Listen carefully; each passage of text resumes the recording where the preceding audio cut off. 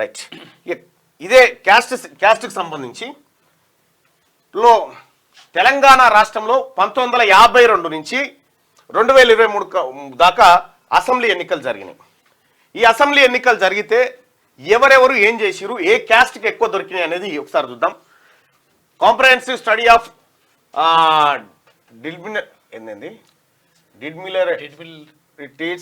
Taking place in each sector in the state of ఇగో political sector లో total population of the state ఎంత అంటే తెలంగాణ రాష్ట్రాన్ని 3.63 కోట్ల మంది తెలంగాణ రాష్ట్రంలో జనాభా. అప్రాక్సిమేట్ పాపులేషన్ ఎంత బీసీలది అంటే 1.88 కోట్లు మనం నిన్న చూసుకున్నాం. అప్రాక్సిమేట్ పాపులేషన్ ఆఫ్ ముస్లిమ్స్ ఎంత అంటే 14%, 50,82,000 జనాభా. ఇక అప్రాక్సిమేట్ పాపులేషన్ ఆఫ్ ఎస్సీ 17.8 అంటే 61,71,000 మంది ఎస్సీ పాపులేషన్ ఉన్నారు ఈ రాష్ట్రంలో. అప్రాక్సిమేట్ పాపులేషన్ ఆఫ్ ఎస్టీ 9.88 అంటే 35,86,000 మంది.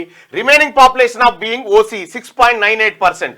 ఓసీలు 25,33,740 మంది. ఇది కులాల వారీగా లెక్క, ఏది వర్గాల వారీగా లెక్క. బీసీలు ఎంత, ఎస్సీలు ఎంత, ఎస్టీలు ఎంత.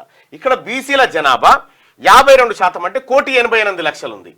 ఇక్కడ ఓసీల జనాభా 25,33,740. ఈ 25 లక్షల్లో మళ్ళా ముస్లిమ్స్ ఉన్నారు.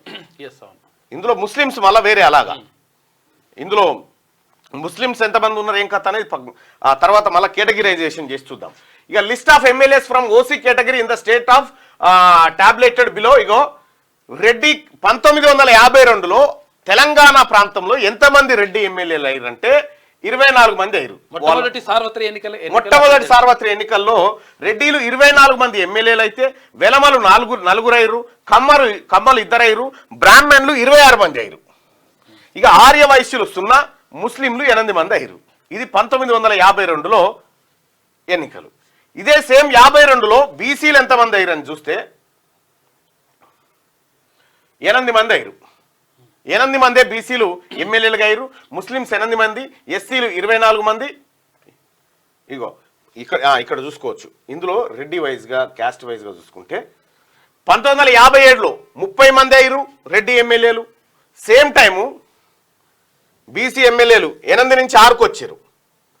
వీళ్ళిద్దరు తగ్గిరు, వీళ్ళు 6 పెరిగారు. ఇక 1962లో రెడ్డి ఎమ్మెల్యేలు 41 మంది అయితే బీసీ ఎమ్మెల్యేలు 12 అయ్యారు. ఇదే 1967లో 36 మంది రెడ్డి ఎమ్మెల్యేలు అయితే 12 మంది బీసీ ఎమ్మెల్యేలు అయ్యారు. ఇక్కడ 1972లో 29 మంది రెడ్డి ఎమ్మెల్యేలు అయితే బీసీలు 19 మంది అయ్యారు. 78లో రెడ్డి ఎమ్మెల్యేలు 34 మంది అయితే ఇదే 78లో బీసీలు 27 మంది 27 మంది అయ్యారు. ఇక 27 మంది అయ్యారు కదా. ఎందుకు అయ్యారు అంటే అప్పుడు రెడ్డి కాంగ్రెస్ ఇందిరా కాంగ్రెస్గా విడిపోయిన తర్వాత బీసీలకు ఎక్కువ అవకాశాలు వచ్చినాయి. అయితే 1983లో 34 మంది రెడ్డి ఎమ్మెల్యేలు అయితే 17 మంది అంటే ఇక్కడ 10 మంది తగ్గారు. 83 కల్లా 17 మంది అయ్యారు.